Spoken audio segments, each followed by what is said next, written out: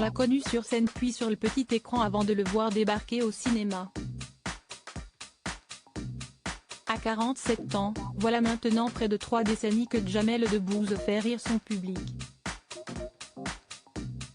Des spectateurs aussi fidèles que reconnaissants, qui ne rechignent pas à découvrir tous les projets de leur idole. Et autant dire que s'il est aussi bon acteur qu'humoriste et animateur du Marrakech du Rire, il compte désormais une ligne supplémentaire sur son CV, celle de propriétaire de restaurant. Le monde est allé à la rencontre de Jamel Debbouze dont le restaurant Dar Mima, situé sur le toit de l'Institut du monde arabe à Paris, a ouvert ses portes en février dernier. Un challenge qu'il a réalisé en hommage à la cuisine de sa mère Fatima Debbouze. Dar Mima paraît loin de mon métier, mais il ne l'est pas de moi et de mon histoire. Car ce restaurant est en l'honneur de ma mère Fatima, qu'on appelle Mima dans la famille. Il fait écho à la cuisine marocaine de mon enfance, indique Jamel Debbouze.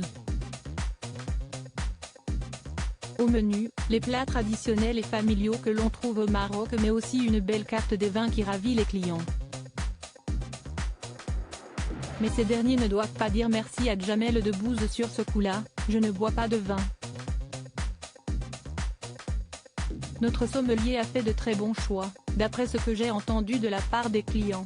Il y a des vins d'un peu partout et également du Maroc, où ils sont aussi de grande qualité, rajoute-t-il. Jamel Debbouze en profite pour dévoiler un pan de sa vie privée avec Mélissa Theriault, à la maison, si estime ma femme qui achète du vin si on reçoit des amis.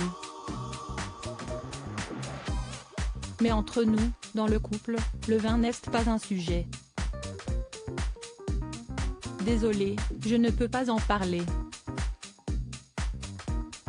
J'apprends beaucoup à son contact. S'il y a des domaines que Jamel Debbouze ne maîtrise pas contrairement à son épouse, il apporte autant, si ce n'est plus à la journaliste. Dans En aparté, la maman de Léon, 14 ans et Lila, 11 ans avait indiqué qu'elle avait trouvé un parfait équilibre avec l'humoriste. Leur point fort ? La communication. J'ai rencontré quelqu'un que j'admire énormément, qui continue de m'impressionner par son indépendance d'esprit, par la liberté. J'apprends beaucoup à son contact. On parle beaucoup et on débat. On a des avis parfois, non pas opposés, mais finalement complémentaires. Si est toujours très riche. Comme celui d'Amélie Poulain, le destin des amoureux promet d'être encore fabuleux.